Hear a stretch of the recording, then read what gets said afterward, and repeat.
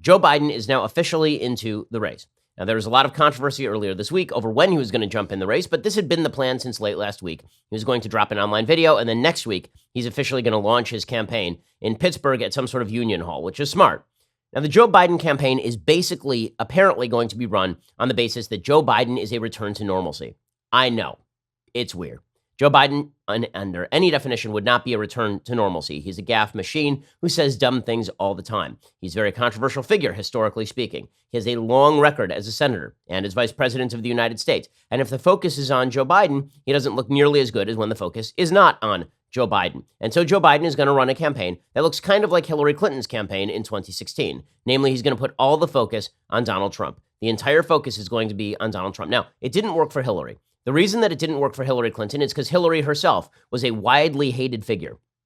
She was much more hated than Joe Biden ever has been, mainly because Joe Biden has been a political afterthought for most of his career. Even when he was vice president, Joe Biden was never considered a political force. He was considered a career political guy who had failed a couple of times at running for president, completely blew up in 2008 on platform. So, the idea that Joe Biden is as threatening as Hillary Clinton is simply not true. So the question is, can Hillary Clinton's campaign win without Hillary Clinton?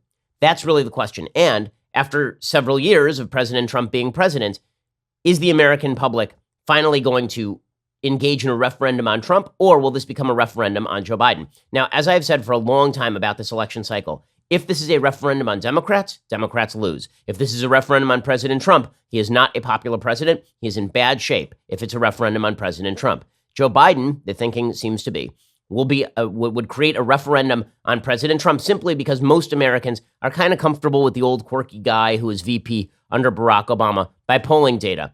Anyway, now there's a couple of problems with this. One is that Joe Biden is a human with a record, that Joe Biden actually has a pretty long record of his own. We'll get into that in just 1 second. The other thing is that people seem to have forgotten that Barack Obama was ever president. I know it feels like it's been 35 years since Barack Obama was president, but it really, in reality, has only been a couple of years since Barack Obama was president, and Joe Biden was there for all of it. And so, as we'll see, I think there are a couple of fruitful lines of counterattack that President Trump could use against Joe Biden. Suffice it to say that in the early polling, the first polling, Joe Biden against Donald Trump, Joe Biden has a significant edge on Donald Trump. According to Morning Consult this morning, as Biden prepares to enter the race, a Morning Consult political poll conducted April 19th through 21st among 2,000 registered voters found Biden leading the president by 8 percentage points in a hypothetical matchup, 42% to 34%, which leaves a bunch of voters on the table. You may be saying to yourself, wait a second, 42 and 34, that is only 76%. Where are the other 24% of voters? And the answer is they haven't decided yet, which is not great news for President Trump, frankly.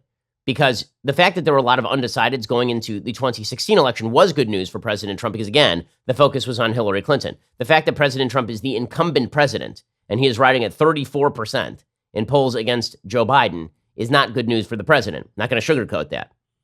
Biden has a significant edge over Trump among women, 17 points, millennials, 22 points, and independents, 10 points. That last one is the one that matters.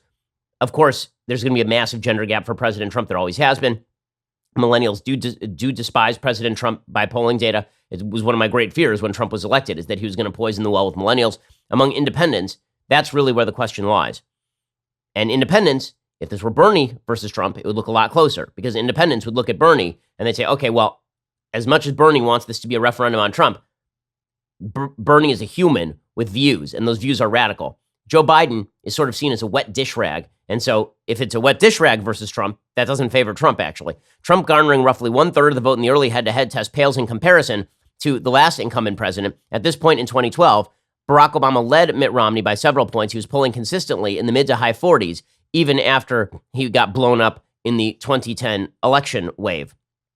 Biden has also held a consistent lead in Morning Consult weekly tracking among likely Democratic primary voters. 3 in 10 say that Biden is their top pick, followed by 24% for Vermont Senator Bernie Sanders. Now, I've been saying for a while, I think that Joe Biden's best day is his first day. And so this is his best day. Congratulations, Joe Biden. This right here is your best day. The reason it is his best day is because nobody is looking at his record today. Nobody is looking back at all the stupid things that he has said. He has not been on the campaign trail for even a moment yet.